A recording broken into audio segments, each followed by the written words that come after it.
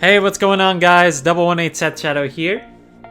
We're on set 3, Flame of Laevateinn for Shadowverse Evolve, and what I'm now calling the Fable format.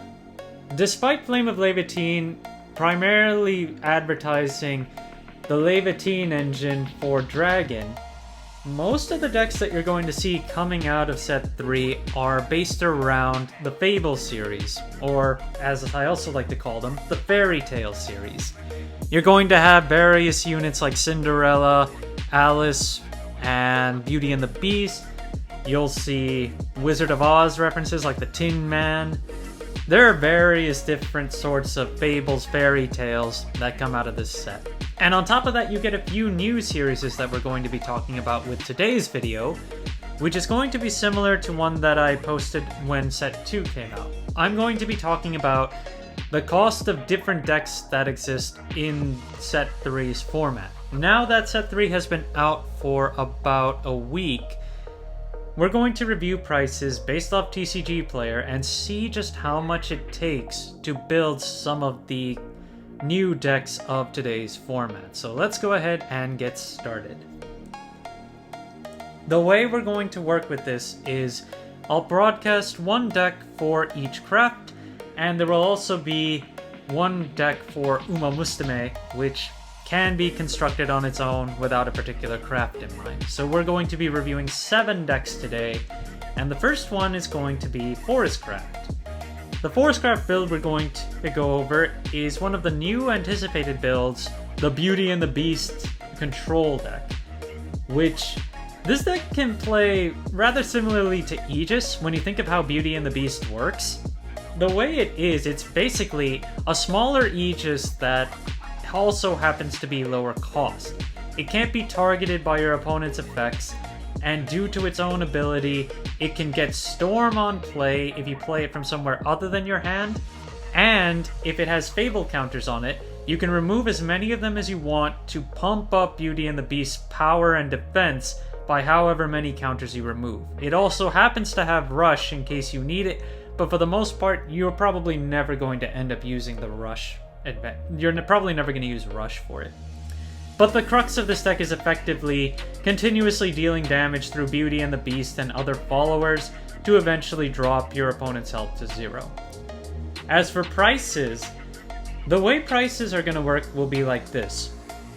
You'll see that some cards are listed with green prices and others are listed with red prices. If they're listed with green prices, I say they're fair value for their rarity.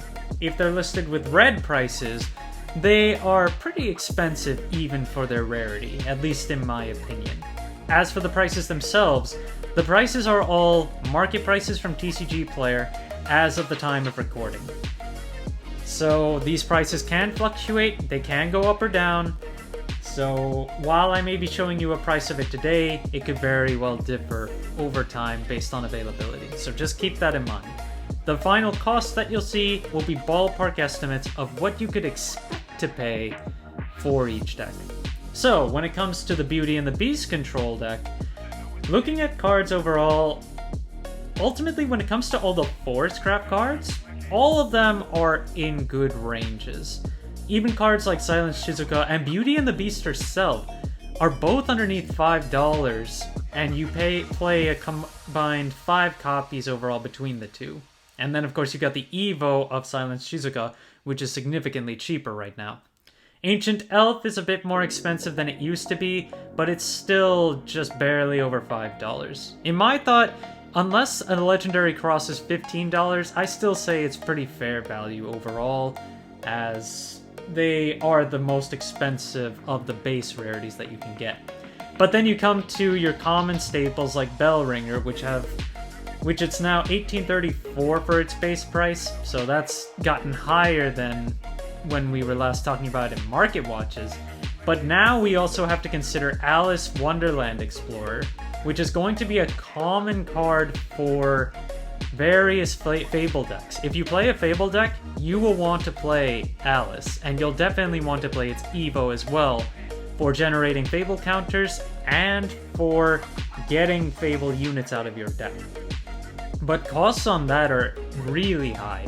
It's $30.75 for the base form and $20.75 for the evolved form, leading the overall cost of this deck to be around $255.01. Forestcraft went from being one of the more affordable crafts to being one of the most expensive with set 3. Now this of course is not the only build to play. Beauty and the Beast is not the only type of build you can play. There are various others, but if you want to do Beauty and the Beast, it's the most expensive deck to build right now for Forestcraft. The next one we're going to go over is Swordcraft, and it's Heroic Aggro. The deck revolves around swarming the board with bunches of units, and also just hitting the board early with units that are low cost, and dealing damage to your opponent. Similar to how set 1 used to run with Swordcraft, where you just aggro your opponent heavy with as much damage as you can deal, and you just keep on putting up the pressure by constantly having board presence. But in terms of the expense of this deck, I'll tell you right now, Swordcraft is actually the cheapest option of all the decks that I'm going to be showing you today, and by and far the cheapest. Looking at a lot of the new cards, you see many of the heroic based cards like Amuro Spear Knight, Mock Knight, and you've also got Valiant Fencer and the spell Heroic Entry. A lot of those new cards are not expensive at all. Valiant Fencer is almost $10, and its Evo is almost $4, but aside from that, everything in this deck is cheap. Pretty much everything is 50 cents or lower, with a few exceptions, leading the overall cost of this deck to only be $48.76. So if you do want to get into Shadowverse Evolved with this set, this is definitely the deck to get into on a budget. The next deck we're going to go over is Runecraft. Runecraft got an enhancement to the chess series, which was first introduced with set 2. Of course, it was only one card in set 2, Magical Strategy, which gives you a pawn. Now you have the entire chess board to work with as of set 3, which the strategy around this deck is still the use of spells to either spawn a bunch of pawns and utilize effects based off the number of pawns that are on your board. Many of your followers all do things if you have a pawn on the board.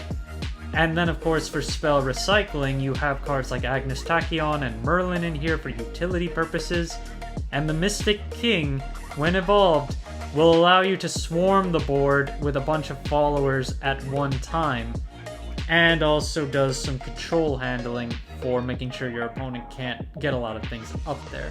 Now, if you don't want to go for high spell efficiency and remove cards like Tachyon, which are the real driver of price in this deck at $29.26 per copy, that's fine as well.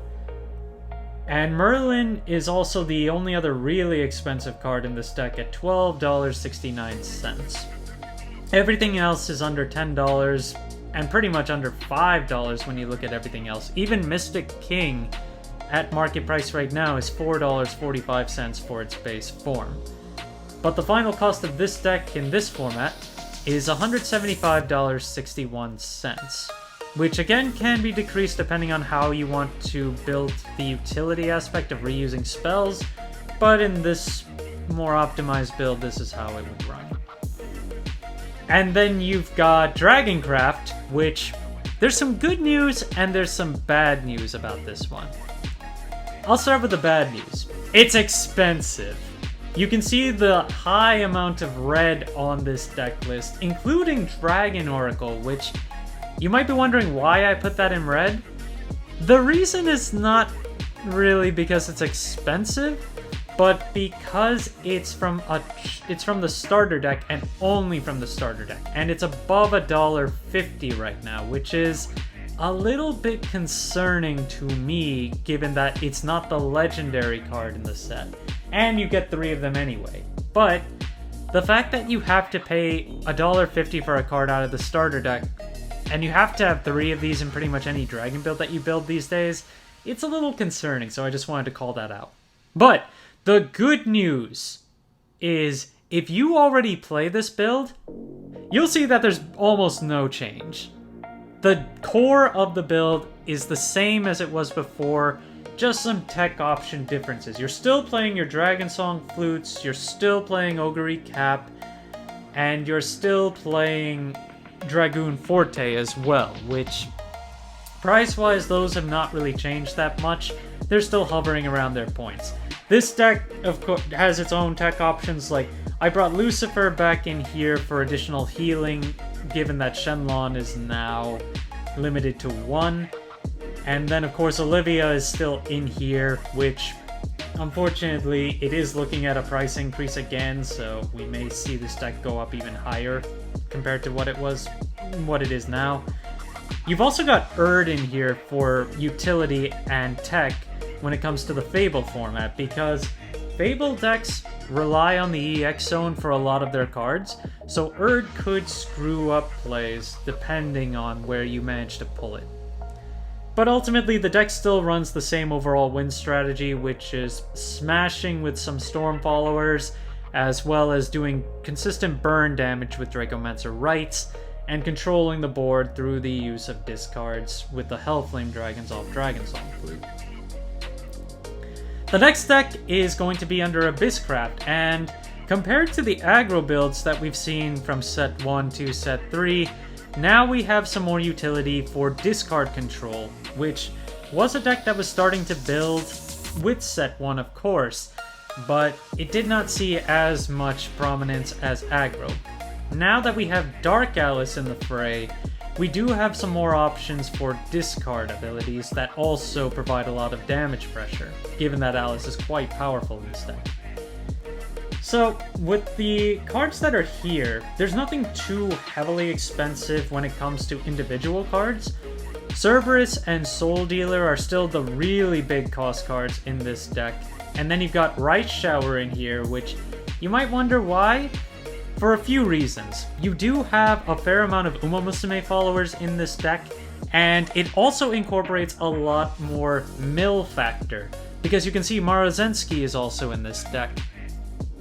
Eventually, we're going to be seeing a lot more Necrocharge-based builds with future sets, but this hand control variation also has the ability to do a lot of milling. You have Spartoy Surgeon, and you've also got Rice Shower, of course, which can do a lot of milling from your deck that can eventually lead up to some pretty early Necrocharge plays, making it quite strong. And then, of course, you got Azazel, where the idea is to keep your opponent's hand under control and their board under control, so when you finally get to hit Azazel, you don't have to do any damage to them. You just cut their life in half, and then you start to pressure them from that point. Not to mention, Azazel is pretty good against healing decks, because even if your opponent ramps up the healing with something like Aegis Havencraft, they go straight down to 10, and if they don't have any more healing after that, you could very well just throw them out. But the deck's overall cost is in the 120s, making it more of a mid in terms of overall cost. Then we've got Havencraft, which has moved from Aegis Control, which now kind of gets taken by Beauty and the Beast, to a more burn-oriented Fable deck. The concept of this variant is you have Humpty Dumpty, and you also have Tin Soldier. So Humpty Dumpty is a card that you might see in play for some other decks, potentially even Runecraft for burn strategies. But because of Tin Soldier being exclusive to Havencraft, Humpty Dumpty works quite well with Havencraft in trying to burn your opponent to death. So between Humpty Dumpty and Tin Soldier, they each have abilities, and you also have Explosion, of course, where you just burn your opponent for damage every time that you use their skills, and they work off of Fable counters as well, particularly Tin Soldier. Then you have some control aspects, and you maintain a little bit of healing with Dark Offering, which you can destroy your own followers if they're being attacked, for instance, or destroy amulets that you have no need for, just to maintain some semblance of extra healing in case you end up in the mirror match as well. Audette White Swan is also in here for extra healing, and then Pinion Prince is able to fetch you Fable followers in case you end up having to drop them early for some reason. Or if you need to reuse Alice in Wonderland, or Alice in Wonderland Explorer, I'm sorry, you can fetch it back with Pinion Prince. But the overall idea there is just burn, and the expense of this deck, again, falls on the common neutral followers that you're going to see. Bellringer is in here, Alice is in here, everything else, even Snow White, is under $5. So the final cost of this deck is $192.81.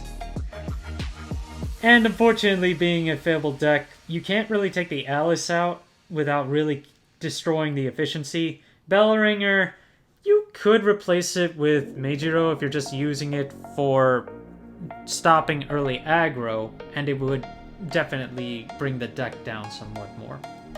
And our final option for today is the General Dest Scarlet Umamusume build, which this from last format won't see too many changes, given that you can only play Uma in this variant, and there are no new Uma followers as of set 3.